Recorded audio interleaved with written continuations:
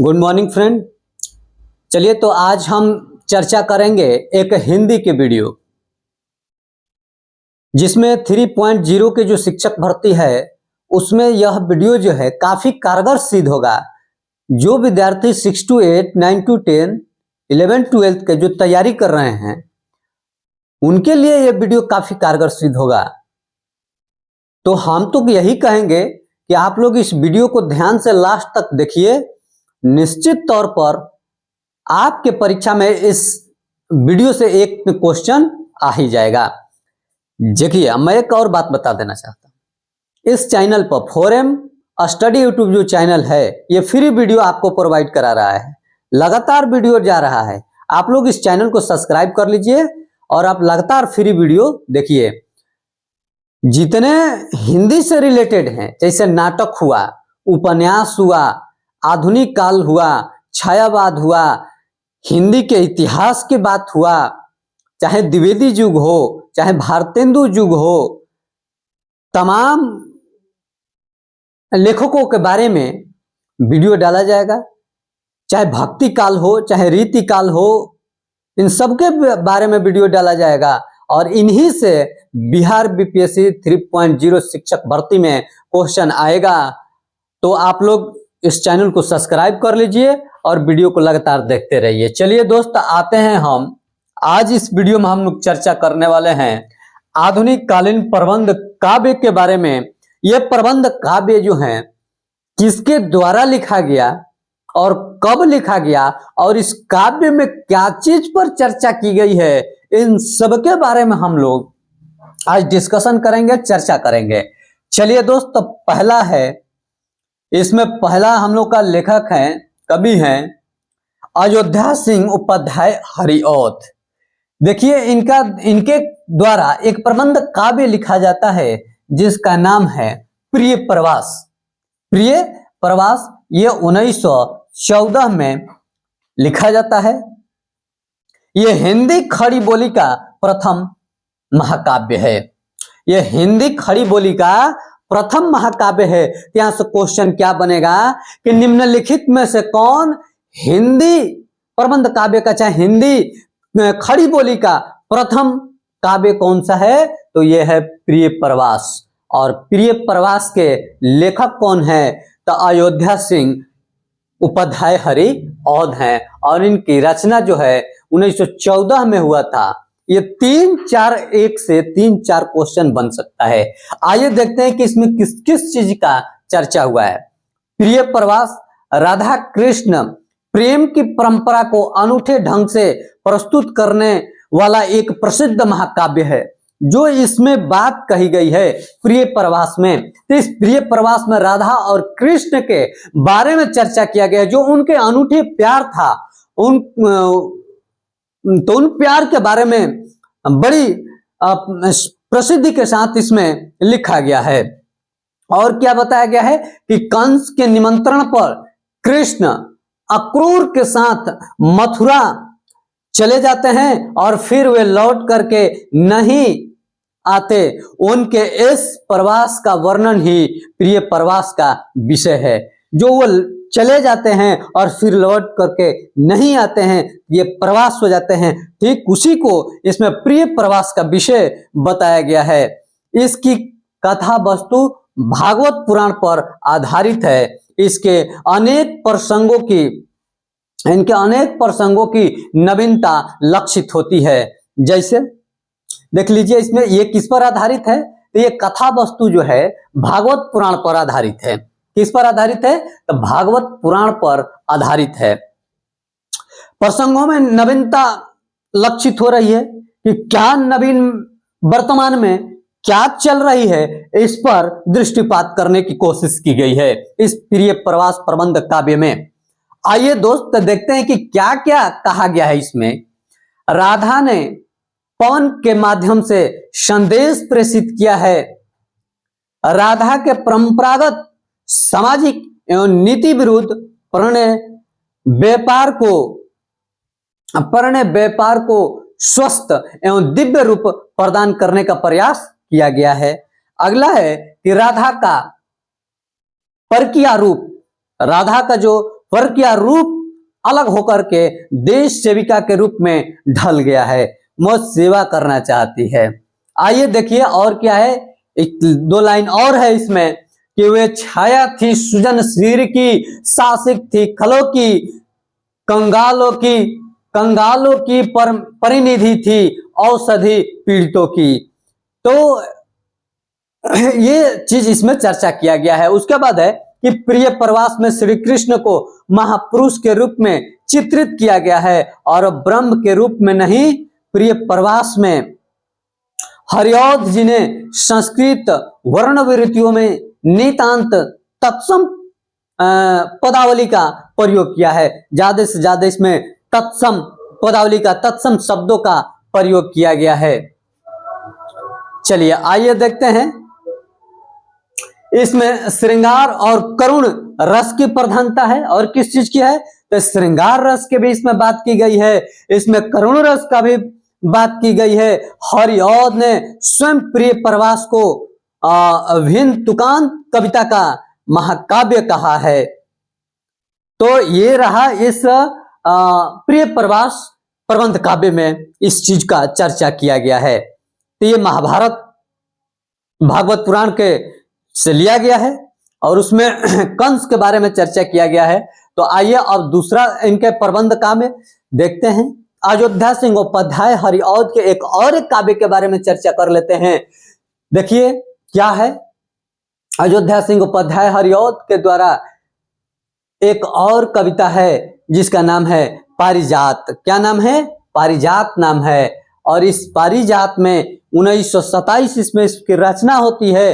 किसके द्वारा, अयोध्या सिंह उपाध्याय हरिऔध के द्वारा इसकी रचना होती है। इसमें कहते क्या है, चर्चा किस बात की गई है कि पारिजात को हरिऔध जी ने स्वयं महाकाव्य की संज्ञा दी है। इसमें विभिन्न आध्यात्मिक विषयों का 15 सर्गों में प्रस्तुतिकरण किया गया है। इस काव्य ग्रंथ में आधुनिक नेताओं एवं समाजोद्धारकों की प्रतिष्ठा अवतार के रूप में की गई है। जो समाज को उद्धार करने वाले समाज सुधारक हैं, समाज उद्धारक हैं, उनके प्रतिष्ठा के बारे में इस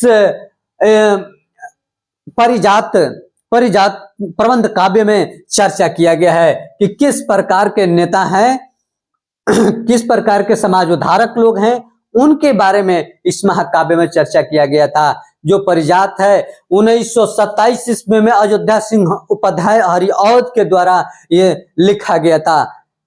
आइए और आगे देखते हैं, एक और अयोध्या सिंह उपाध्याय हरिऔध के प्रबंध काव्य है, जैसे उसके बारे में हम लोग देख लेते हैं। थोड़ा बहुत मच्छर जो तो तंग कर ही रहा है लोग। आइए और देखते हैं, इनका एक है वैदेही वनवास। वैदेही वनवास उपाध्याय अयोध्या सिंह उपाध्याय हरिऔध का ही है। इनकी रचना जो है, ये रचना कब होती है, तो 1941 ईस्वी में होती है। इस प्रबंध काव्य में उपाध्याय जी कहते हैं कि यह प्रबंध काव्य मूलतः वाल्मीकि रामायण की कथा पर आधारित है। अगर पूछ लेगा कि वैदेही वनवास किस पर आधारित है मूल रूप से, तो आपको मेरे दोस्त बताना पड़ेगा कि ये प्रबंध काव्य मूलतः रामायण की कथा वस्तु पर आधारित है और इसमें वाल्मीकि रामायण के बारे में चर्चा की गई है, जो रघुवंशम और उत्तर रामचरितमानस की भांति सीता निर्वसन चुपचाप न दिखा करके जन सामान्य एवं गुरुजनों द्वारा भावभीनी विदाई के चित्रण के साथ साथ प्रस्तुत किया गया है। इस काव्य में प्रकृति वर्णन मनोरम और भाषा प्रिय प्रवास की अपेक्षा सरल बताई गई है। जो प्रिय प्रवास में है उससे कहीं भाषा इसमें सरल बताई गई है। तो ये वैदेही जो 1941 में अयोध्या सिंह उपाध्याय हरिऔध जी ने रचित है और इसमें कैसे कैसे सीता की विदाई, भावविहीन विदाई कैसे हो रही है, इसके बारे में जिक्र किए हैं अयोध्या सिंह उपाध्याय हरिऔध जी ने। चलिए आते हैं अब एक छायावाद के मशहूर कवि जयशंकर प्रसाद के बारे में चर्चा कर लेते हैं, जो काफी ही लोकप्रिय मशहूर छायावाद के कवि जयशंकर प्रसाद जी। और इनकी जो कमायनी है, वाकई में ये जो कमायनी है बहुत ही प्रसिद्ध प्रबंध काव्य है। ये कमायनी अगर पूछ लेगा कि ये क्या है तो आपको पहले ही बताना है कि यह काव्य है। क्या है? यह काव्य है। और ये जयशंकर प्रसाद द्वारा 1936 में लिखा जाता है। कब लिखा जाता है? 1936 में। कमायनी की रचना कब होती है? 1936 में। कमायनी के रचनाकार कौन है? जयशंकर प्रसाद। जयशंकर प्रसाद कमायनी के रचनाकार है। कब? 1936 में। आइए मेरे दोस्त और आगे चलते हैं। यह छायावादी शैली का प्रथम महाकाव्य है और आचार्य रामचंद्र शुक्ल ने कमायनी को एक विशाल भावना को रूप देने वाली महत्वपूर्ण कृति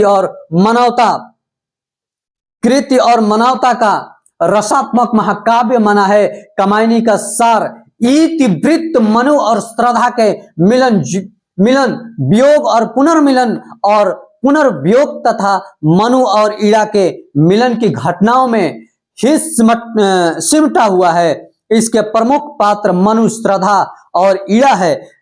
इस प्रबंध काव्य में कमायनी जो है इसमें 3 मुख्य पात्र हैं, मनु है, श्रद्धा है और ईड़ा है। और इन तीनों के बीच में क्या मिलन होता है, कैसे अलग होते हैं, कैसे पुनः मिलन होता है, इन्हीं चीजों के बारे में चर्चा किया गया है इस प्रबंध काव्य में। मनु का व्यक्तित्व पुरुष का सबल और स्वस्थ रूप है और उसमें पुरुष की मननशीलता, स्वार्थपरता और कामुकता विद्यमान है।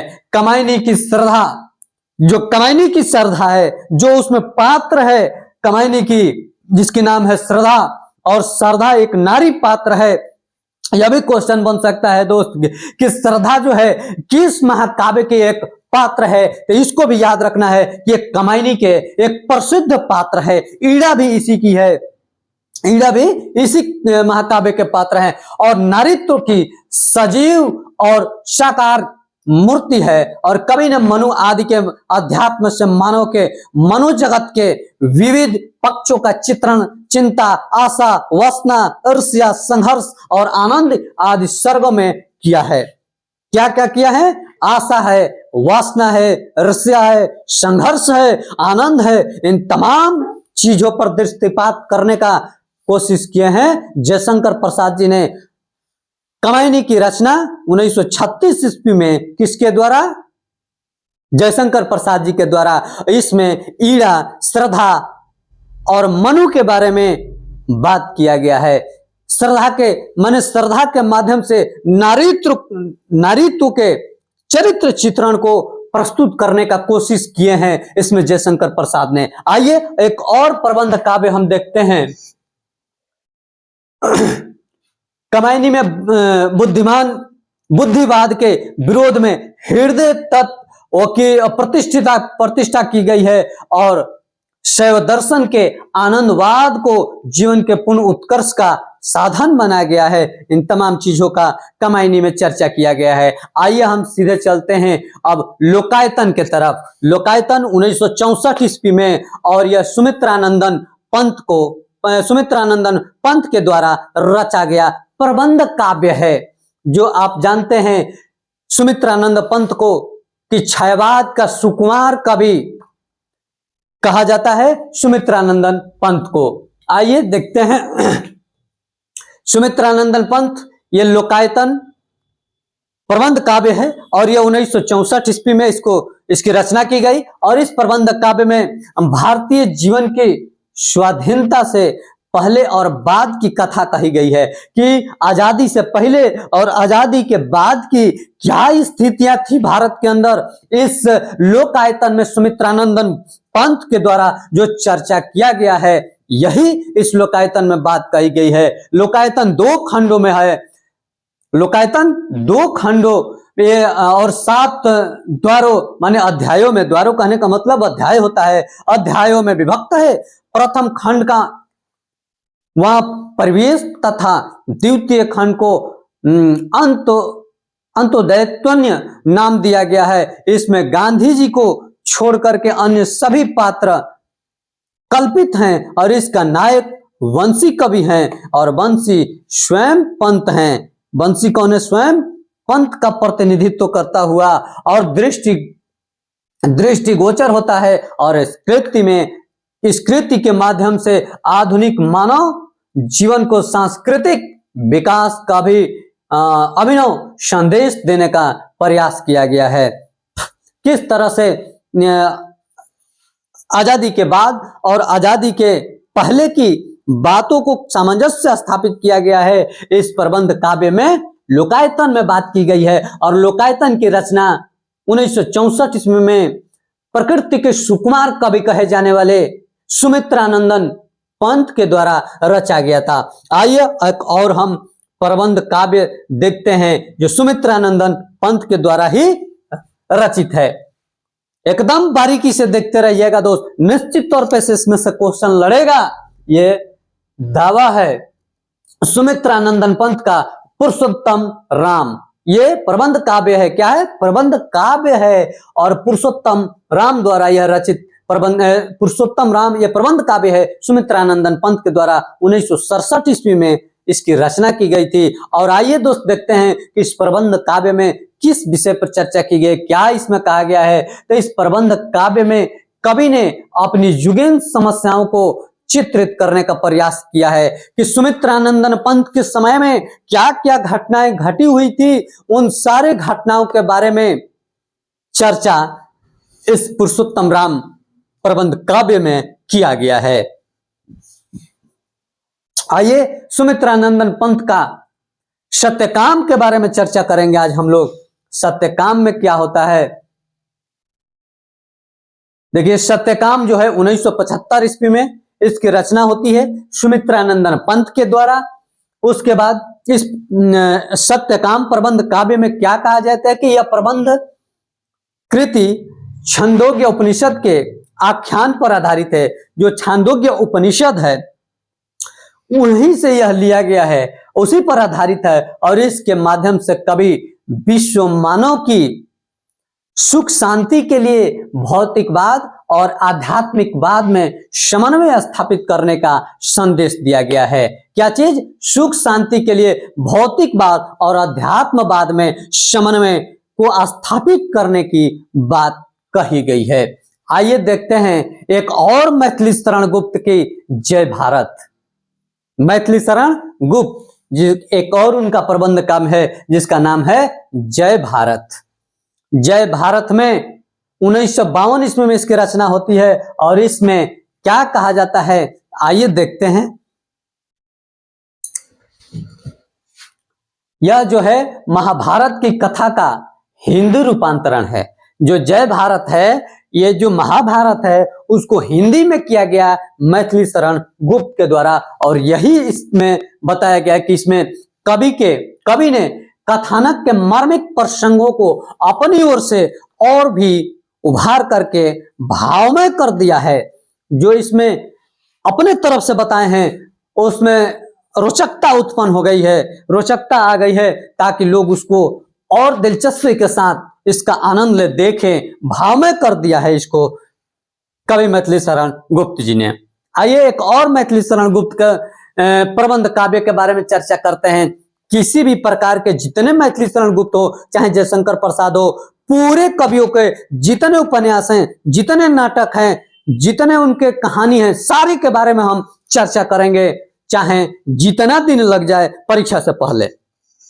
मैथिली शरण गुप्त विष्णु प्रिया, मैथिली शरण गुप्त के द्वारा विष्णु प्रिया ये 1957 में रचना किया जाता है। और इसमें चैतन्य महाप्रभु की धर्म पत्नी विष्णु प्रिया का गुणगान किया गया है। ये तो एकदम याद होने जाने चाहिए कि चैतन्य महाप्रभु की पत्नी का क्या नाम था? तो विष्णु प्रिया था। और ये विष्णु प्रिया मैथिली शरण गुप्त द्वारा एक प्रबंध काव्य की रचना कर दिया गया 1957 ईस्वी में।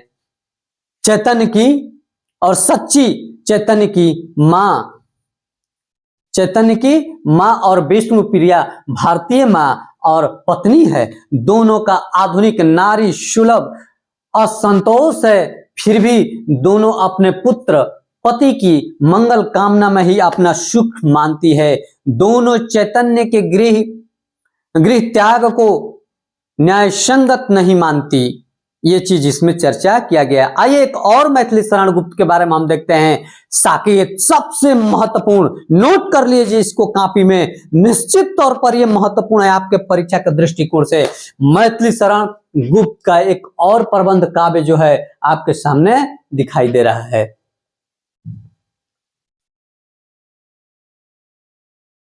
चलिए देखिए, साकेत 1930 ईस्वी में, साकेत जो है 1930 ईस्वी में मैथिली शरण गुप्त के द्वारा रचना की जाती है। और इसमें क्या बातें कही जाती है कि साकेत को हम प्रथम आदर्श मानवतावादी महाकाव्य कह सकते हैं।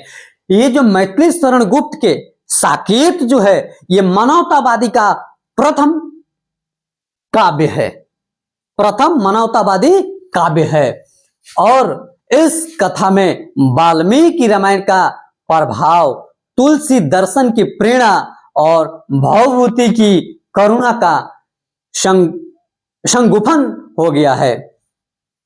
देखिए, इन तीनों का, चाहे भवभूति हो, चाहे रामायण या वाल्मीकि महाकाव्य में, इसमें वाल्मीकि हो, तुलसी हो, चाहे भवभूति हो, इन तीनों के संगुफाओं को समाहित करके दिखाने का प्रयास किए हैं मैथिली शरण गुप्त ने। और इसमें अभी और है, देखिए, पारंपरिक कथा में कवि ने अनेक मौलिक उद्भावनाएं की है तथा इसकी कथा 12 सर्गों में विभक्त है। पहला एक और क्वेश्चन बनेगा कि जो साकेत है कितने सर्गों में विभाजित है, तो साकेत 12 सर्गों में भी विभाजित है। ये क्वेश्चन आया था नेट और जेआरएफ में, एक क्वेश्चन आ गया है कि साकेत के कितने सर्ग हैं, तो 12 सर्गों में इसको विभाजित किया गया है।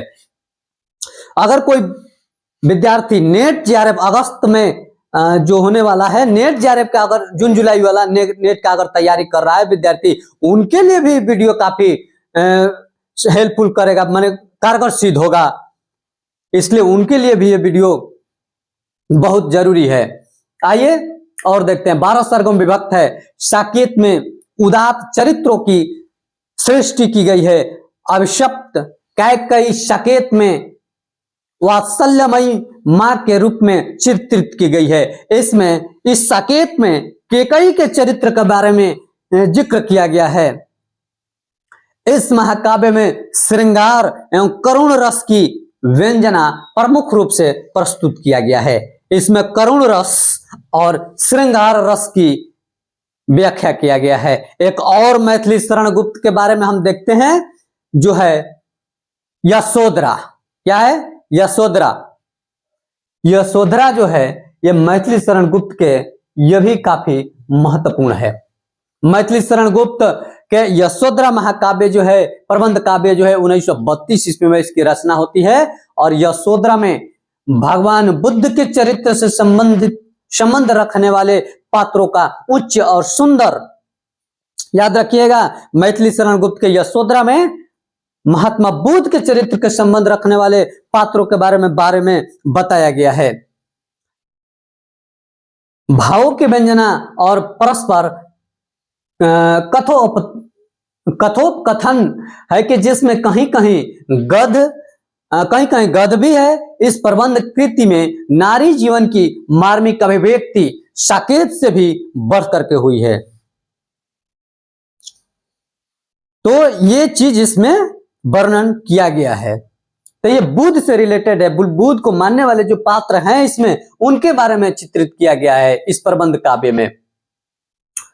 आइए एक और देखते हैं श्याम नारायण पांडे के बारे में। अब मैथिली शरण गुप्त के बारे में हम लोग इतना देखे, अब देखते हैं एक और कवि आ गए हैं जिसका नाम है श्याम नारायण पांडे, जो हल्दी घाटी, क्या हल्दी घाटी की रचना करते हैं।